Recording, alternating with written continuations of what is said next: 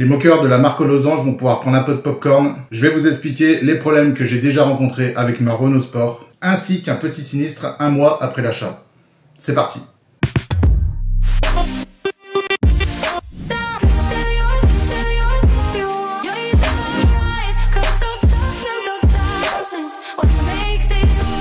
Reprenons un peu l'histoire. En mai 2021, je me mets en quête de trouver une Clio 4 RS Cup. J'arrive à vendre mon véhicule actuel. J'ai l'argent pour acheter la voiture que je recherche. J'ai tout d'abord fait une visite dans un garage dans le 63, une Clio RS Cup rouge. Mais après un essai routier, j'ai trouvé la voiture un peu bizarre. On ajoute à ça 2-3 pocs de grêle. Ça a fait pencher la balance, j'ai décidé de renoncer à l'acheter. Pas envie de mettre 16 000 balles dans une merguez. Forcément, j'étais un peu déçu et en sortant du garage, tout de suite, je me suis garé sur le bord de la route. Et j'ai regardé un peu sur le bon coin et j'ai trouvé une voiture qui correspondait en tout point à ce que je recherchais, mais elle était en Alsace. J'appelle le vendeur, il décide de faire un FaceTime pour me faire voir le véhicule. Et là en vidéo, il n'y a pas de doute, c'est vraiment celle-ci qu'il va me falloir. Petit point important, je cherche une voiture avec un historique complet des entretiens. Et donc par caméra, il me fait voir tous les entretiens, toutes les factures. À la fin de la conversation, j'envoie 200 balles via leur système pour réserver le véhicule. En gros, ça bloque le véhicule et quand j'irai le voir, si toutefois je veux faire machine arrière, en gros je perds 200 balles. Une semaine après, avec Florian, on prend le train, direction l'Alsace. Petit détail, je ne citerai jamais le nom du garage dans la vidéo. J'ai pris décision de faire celle-ci après avoir parlé au directeur pour lui parler de tout ce qui s'était passé. Donc pour moi, l'incident est clos, ça sert à rien d'en rajouter. Arrivé à la concession, la Clio est là, dans un showroom. La voiture est bien préparée, brillante. Je fais le tour quand même pour vérifier s'il n'y a pas des rayures qui ont été un peu camouflées. Je check les jantes parce que sur les Clio 4 RS, c'est un vrai calvaire. La moindre chose que le pneu normalement est censé encaisser, là c'est la jante qui va prendre.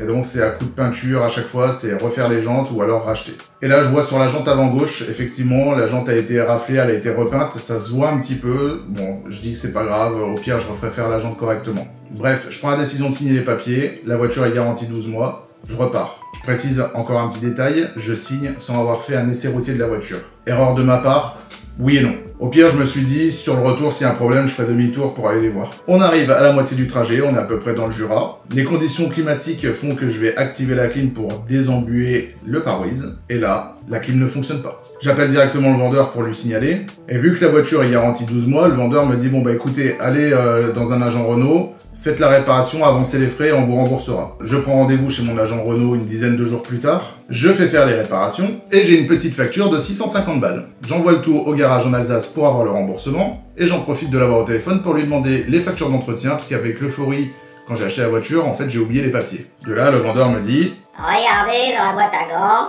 normalement c'est dans les papiers, tout est dans les boîtes à gants, on fait toujours ça. » J'ouvre ma boîte à gants, rien du tout. Bref, je le rappelle, je lui dis que j'ai rien dans la boîte à gants. Il me dit qu'il allait rechercher à la concesse et dès qu'il les retrouve, il me les envoie par mail. Vous les voyez les problèmes qui arrivent là? Attendez, c'est rien. Le 28 juin, je prends rendez-vous pour aller poser la céramique sur la voiture, mais entre-temps, je me prends un caillou dans le pare-brise. Pas grave, je suis assuré pour ça. Pour rappel, je me suis assuré chez les Hawker, avec qui je suis en partenariat maintenant depuis septembre, donc cette action se passe avant que je sois partenaire avec eux. J'ouvre mon dossier via l'application, je renseigne tous les éléments demandés, le code postal, la nature du sinistre, et les quelques détails. Quelques heures plus tard, un conseiller me recontacte, pour me donner l'adresse d'un garage agréé pour faire remplacer mon pare-brise. Entre parenthèses, c'était Carglass. Donc moi, pas de souci, je prends rendez-vous avec Carglass, mais là, on m'annonce 15 jours de délai. Je me dis, bon, de toute façon, la voiture, elle va être consignée chez Speed Auto Clean pour la céramique. Donc la semaine d'après, je ferai faire le pare-brise.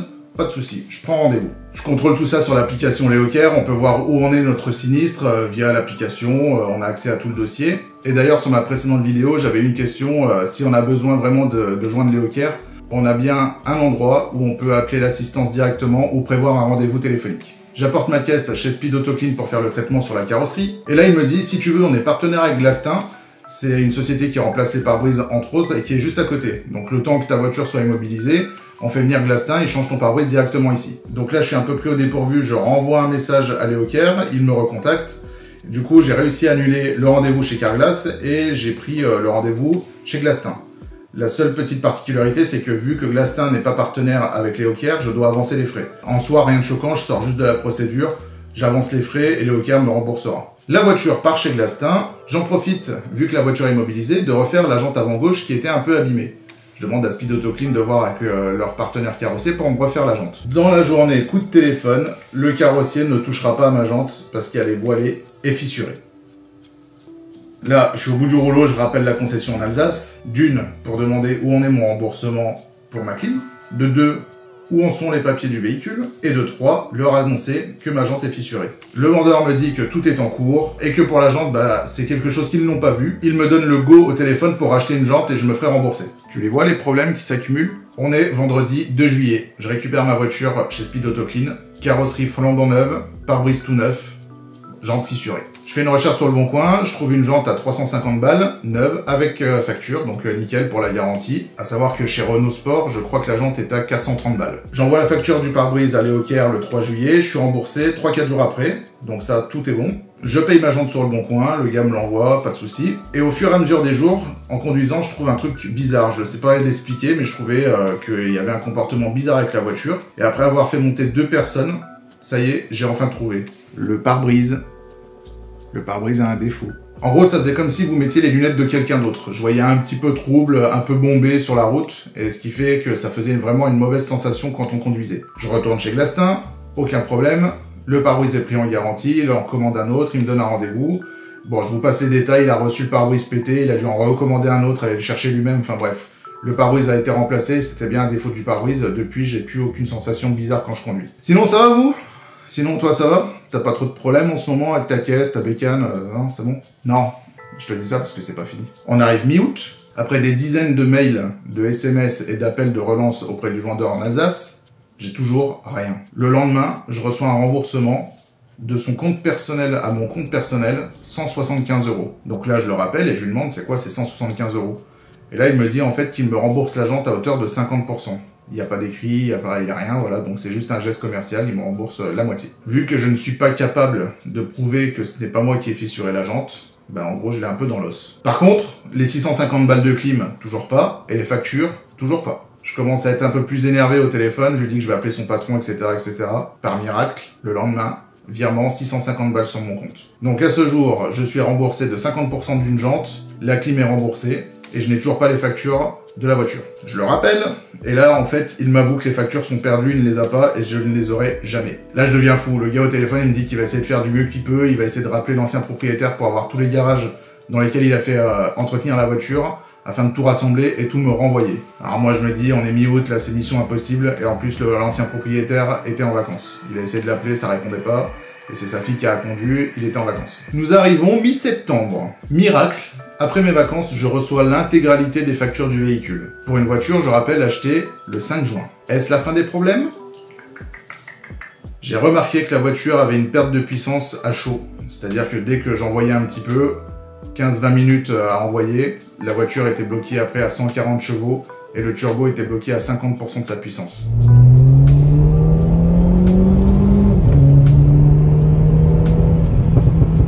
Je recontacte mon copain, le vendeur en Alsace, et de là, il me dit de faire un devis chez Renault pour faire la réparation et de lui envoyer. Comme ça, lui, il ouvre le dossier en garantie et on fait réparer la voiture. Je fais ça le lendemain, on est le 17 novembre. J'ai pas de nouvelles, je refais un message et je mets son chef en copie cette fois-ci. Et là, son chef me répond, mais ce n'est pas du tout la procédure, il faut que ça soit votre agent Renault qui fasse le devis et qu'il l'envoie lui-même à l'organisme de garantie. Et c'est d'ailleurs ce qu'il fallait faire pour la réparation de la clim pour pas que j'avance les frais. Et là, je peux vous dire que ça commence à me fatiguer, mais vraiment. Mon agent Renault ne veut pas joindre l'organisme de garantie parce qu'apparemment c'est la merde pour les avoir. L'Alsace ne veut pas les appeler non plus parce que c'est pas eux qui font les réparations. Après m'être renseigné un petit peu sur internet, ma perte de puissance c'est quelque chose qui est connu. Il faut juste faire une reprogrammation du calculateur. Ça coûte 40 balles. Et pour 40 balles, je peux vous dire que je vais pas solliciter l'organisme de garantie. Je vais pas perdre mon temps, mon énergie pour ça. C'est encore un coup de pas de chance, c'est un problème connu sur les Clio 4 RS Phase 1 2015. Et ça, c'est en tout point en fait ma voiture. En 6 mois de possession de la Clio RS, ça fait quand même beaucoup. Moi qui voulais acheter une voiture en concession avec une garantie pour éviter les emmerdes, et ben là c'est raté. Bref, fin de la story time. Pour ceux qui le veulent, je vous tiendrai au courant sur Instagram par rapport à la reprogrammation du calculateur. Prenez soin de vous et à bientôt pour une prochaine vidéo.